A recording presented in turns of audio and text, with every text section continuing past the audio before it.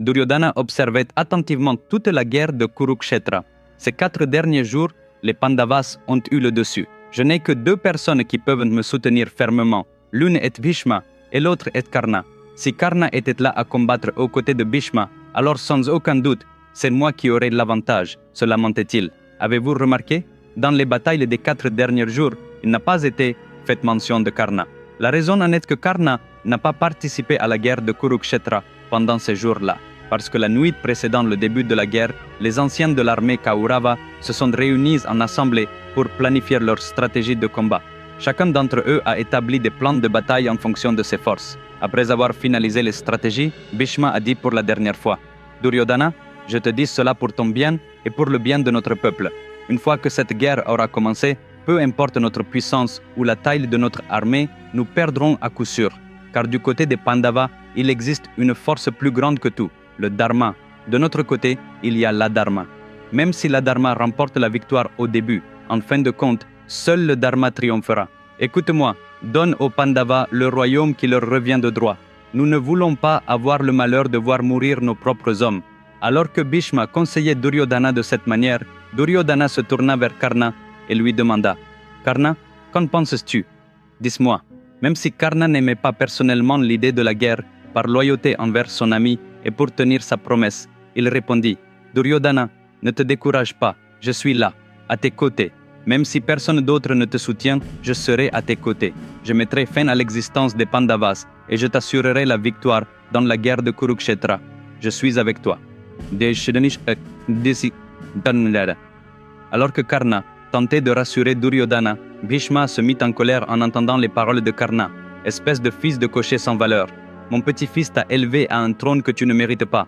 Tu parles d'être fort, toi qui ne portes qu'un tas de malédictions sur la tête. Es-tu la force de l'armée des Kauravas? Tu n'as pas une once d'esprit. Tu penses pouvoir assurer notre victoire?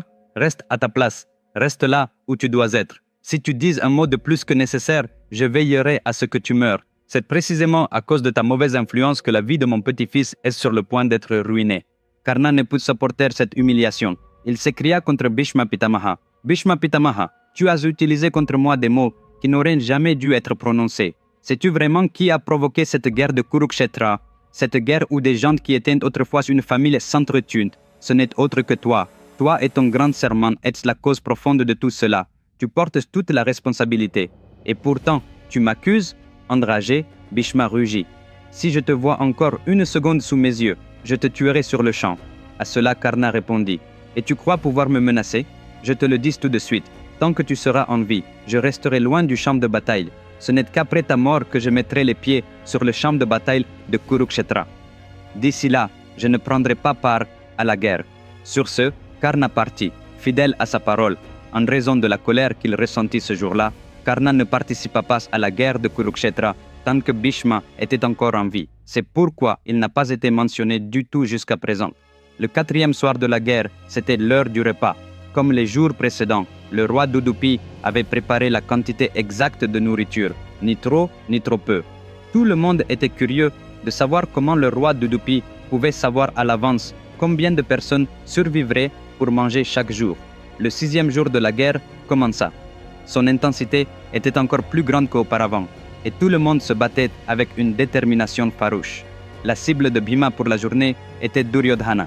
Il se dirigea directement vers le char de Duryodhana et frappa une fois sa roue avec sa puissante masse. Ce seul coup fit voler le char en éclats, et Duryodhana tomba au sol. Voyant une occasion de l'achever, Bhima se précipita, mais 25 des frères de Duryodhana se dressèrent sur son chemin. Alors que Bhima les combattait, Jayadratha arriva et secourut rapidement Duryodhana, le soulevant sur son char et l'emportant avec lui. Voyant sa chance s'envoler, la rage de Bhima atteignit son paroxysme et, sur le champ, il tua les 25 frères de Duryodhana en une seule journée.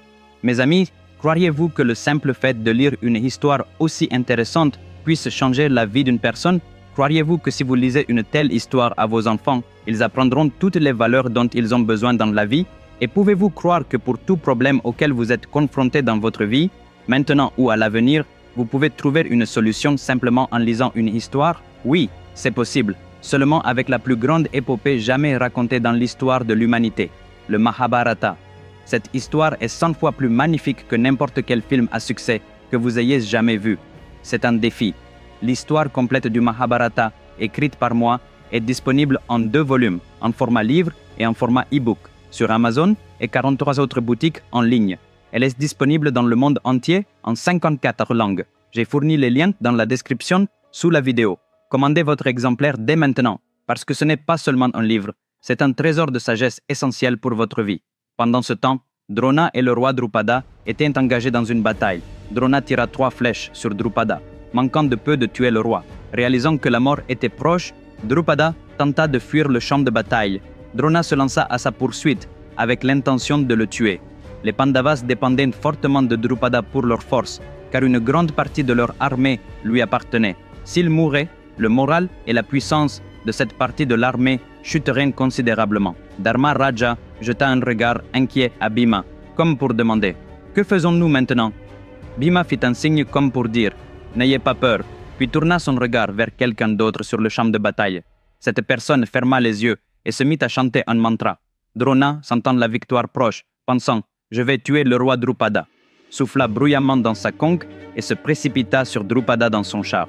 À ce moment-là, un spectacle étonnant apparut devant Drona. Sortis de nulle part, les soldats Kauravas se mirent à massacrer leurs propres hommes de manière horrible. Terrifié par ce spectacle, Drona réalisa « Quelle est cette étrange illusion? Mon propre peuple s'entretue? Ce doit être un piège. Je ne dois pas me laisser prendre. » Il cria immédiatement « Soldats, faites demi-tour !»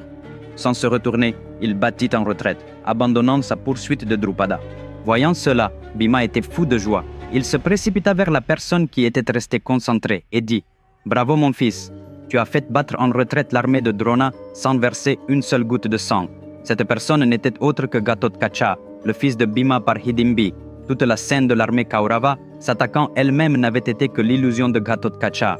Ainsi s'acheva le 6e jour de guerre. Le 7e jour, l'intensité s'accrut encore. Bhishma organisa un Mandavyuha, une formation de combat spécifique, tandis que Dharmaraja employait le Vajravyuha. Arjuna déchaîna l'Indra Astra, forçant de nombreux soldats ennemis à fuir. Une fois de plus, les Pandavas avaient le dessus. Après la bataille de la journée, les soldats s'assirent pour prendre leur repas. Ils commencèrent même à parier sur la quantité de nourriture du roi d'Udupi, en se demandant si elle serait suffisante pour tout le monde. La moitié d'entre eux pariaient qu'elle serait suffisante, l'autre moitié qu'elle ne le serait pas. Pourtant, ce jour-là aussi, la nourriture s'avéra être exactement suffisante pour tous ceux qui restaient. Incapables de contenir plus longtemps leur curiosité, quelques soldats s'approchèrent du roi d'Udupi et lui demandèrent « Comment parvenez-vous à cuisiner exactement assez de nourriture pour les survivants après chaque journée de bataille? Vous ne vous êtes jamais trompé. » En réponse, le roi d'Udupi dit « Que puis-je dire? Tout cela est le jeu divin de notre Krishna. Une fois que tout le monde a fini de manger, Krishna vient prendre son repas. Comme je sais qu'il les aime, je sers toujours des cacahuètes grillées dans un bol séparé. La veille de chaque jour de bataille, je dis « Krishna, je n'ai aucune idée du nombre de personnes pour lesquelles je devrais cuisiner demain. » Il mange joyeusement quelques cacahuètes, en laisse un certain nombre dans le bol, puis me regarde en souriant et s'en va. S'il en laisse, par exemple, 100, cela signifie que je dois cuisiner pour 100 Kranilukbamil, 100 000 personnes. J'ai suivi ce calcul le premier jour, et la nourriture s'est avérée juste suffisante. Depuis ce jour, j'ai continué à faire de même. Tout cela est l'œuvre du Seigneur Sri Krishna. Cela dit, le roi d'Udupi s'éloigna. Mes amis, le contenu du prochain épisode sera d'un tout autre niveau. Ne le manquez pas. Rendez-vous samedi prochain à la même heure. En attendant, commandez mes livres sur le Mahabharata dès maintenant. J'ai inclus les liens d'achat dans la description de la vidéo ci-dessous. Et si vous n'êtes pas encore abonné à ma chaîne, abonnez-vous dès maintenant. D'ici là, prenez soin de vous. Au revoir.